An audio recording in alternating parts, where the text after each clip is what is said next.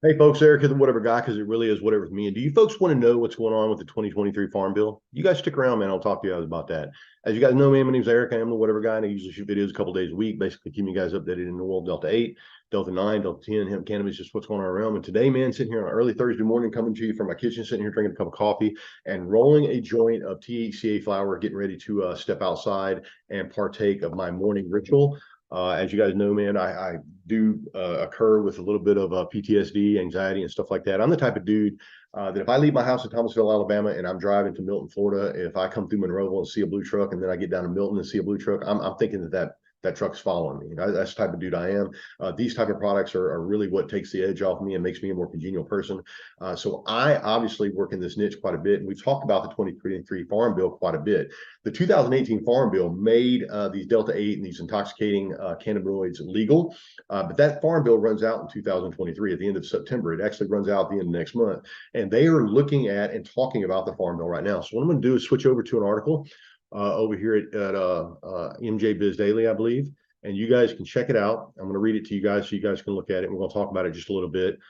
This article is about U.S. Hemp Table shares goals for the 2023 Farm Bill. As you guys know, I've said it many times before that everybody in the cannabis business seems to be going in one direction, and everybody in the hemp direction, in the hemp space, seems to be going in just in different directions, trying to get as much money as they can.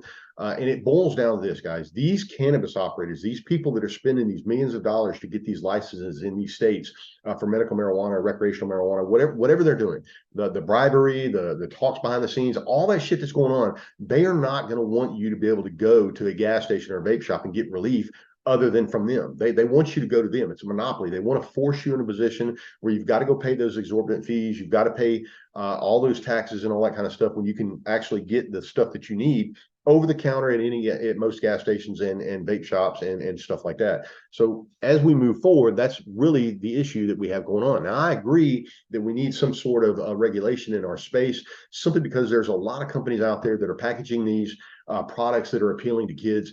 I get $2,000 or $3,000 worth of products a month that come into my house, and a lot of those products are appealing to kids, guys. Like, I can't set them on my counter and expect a kid to come buy them and not ask me what it is. Like, I have to hide those products, and I shouldn't have to do that with these products. It's just the same thing with a can of beer. If I set a can of beer on the counter, those kids know not to touch that can of beer, even though I don't drink alcohol. But when beer's in the house or alcohol's in the house, they're smart enough to know not to touch it. But if you're making these packaging and making these products that are appealing to kids, like these candies and stuff, they're going to want those things, and they're going to find their ways into kids' hands. And I do believe that we need some sort of regulation stepping forward for that. However, I don't think that we need the THC caps that some of these people are proposing. So we're going to talk about this article here in a little bit and take a look at it.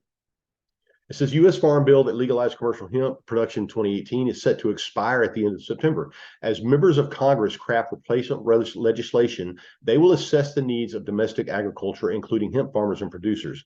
The U.S. Hemp Roundtable and 30 other cannabis organizations submitted a list of 9 priorities for the House and Senate committees involved in the creating of the Farm Bill to consider as they solidify new legislation. There it goes right there, guys. Like, it just is telling you right there. This is the U.S. Hemp Roundtable, and there are 30 cannabis organizations that are involved in what's going on with hemp. Like, this is unprecedented. Like, like, we should have people in the hemp space that are actually representing us, but we have people in the cannabis space that are representing us. And the whole time, guys, they're trying to push this market down. This is a $5 billion market in the United States, and if we're not careful, marijuana, the marijuana industry will kill it.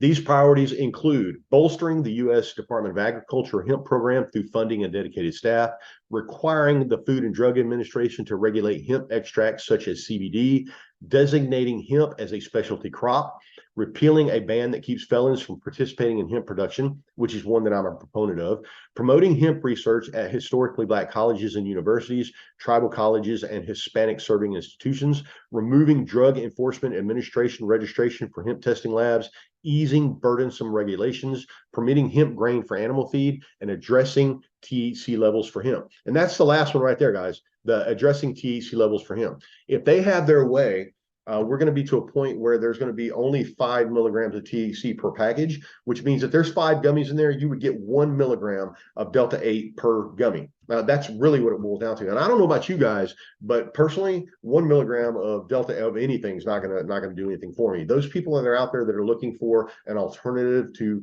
marijuana, that don't want to take that full step into marijuana, this is your niche. This is where you want to be. But as it stands, they're in a position to the cannabis industry is in a position to kill us and force us into a position where we have to go to a dispensary to get our products. The biggest issue that we're confronting as an industry is the lack of regulation by the FDA. When it comes to CBD and other cannabinoids, I know there's going to be an effort to amend the Farm Bill with language that would require that the FDA regulate CBD. There's a jurisdictional issue at the front. So the U.S. House of Representatives version of the Farm Bill that comes out will not have anything about the FDA.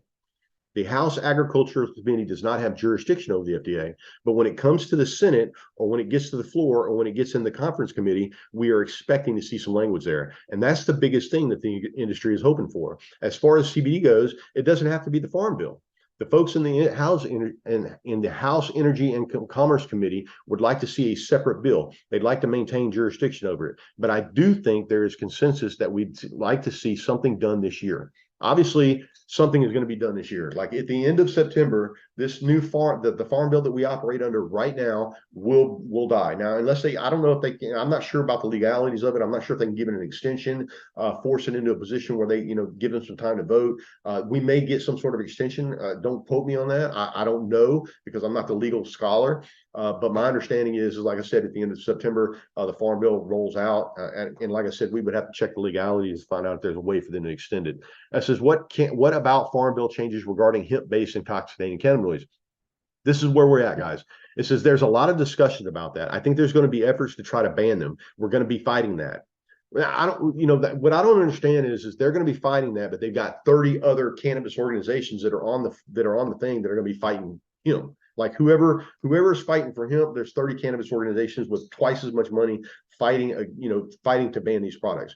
We're worried that we're going to see a prohibition, which doesn't work. I also think there will be efforts to try to ensure that they're legal as long as they are strictly regulated, kept out of the hands of children. So I think that's going to be the big battle line. I don't know if it's going to be resolved during the farm bill, but it's certainly going to be brought up. My biggest worry is that we don't see enough hemp in the farm bill. We really need to deal with the CBD issue and our agenda. We're not going to get everything we want, but I'd love to be able to get some clear victories for hemp. We're hoping to reduce regulations on hemp farmers and processors.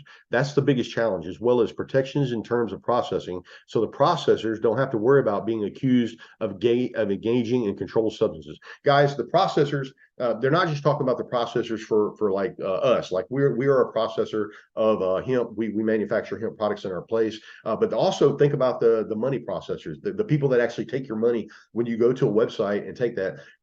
For those of you who don't realize, there's not any regulation out there for CBD and these minor cannabinoids. So in a lot of instances, we have a hard time finding processors that will actually accept the sale of things like THC flower and stuff like that. So when they talk about processors, they're not just talking about processing of marijuana. They're talking about the processing of the actual transaction itself, because there is a battle line being drawn there. And until we get some sort of resolution on that in the Senate, that's going to be the same way. And what we're looking at, guys, is some regulation for the cannabis market, because that will filter down through the rest of the market for hemp. How likely is a new farm bill to pass this year? A lot of discussion is about two battles going on, particularly when it comes to supplemental and nutrition assistance program that used to be called food stamps, which is the SNAP program, guys. It's less a battle between Democrats and Republicans and more a battle within the Republican Party. Folks in the Freedom Caucus and the right wing of the party are still upset about the debt ceiling deal and might use this as a way to try to get more. So it's a real challenge for House Republican leaders to be able to deliver something that will meet the needs of both far right wing as well as Democrats. Guys, I don't even know. I'm not going to go down to the rest of this rest of this article. You guys can see it over at MJ Biz Daily. If you would just go over there and type in U.S. Hemp Roundtable, it will come right up. This is a really good article. It really breaks down a few things, but there are some glaring problems with the issue at hand. Like I said, how many people are sitting on this U.S. Hemp Roundtable? Because we've got 30 cannabis organizations that are on this Hemp Roundtable that are arguing against our space every day of the week. And as I've said before, everybody in the marijuana space is all going one direction, and everybody in the hemp space is all going in every other direction.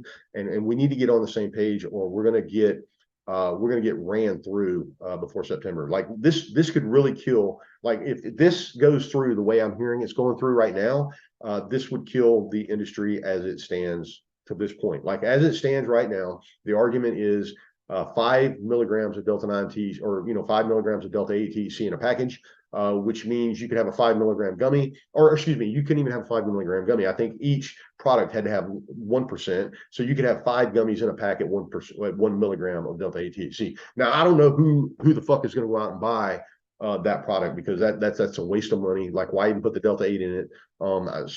Again, we're back to this argument with the 2023 Farm Bill. For those of you out there that are in this niche, I hope you guys appreciate the video. I will talk to you guys later, and I appreciate everybody hanging out. Meanwhile, I hope everybody has a great week, and I'll talk to you guys later, man. Love you guys. See you.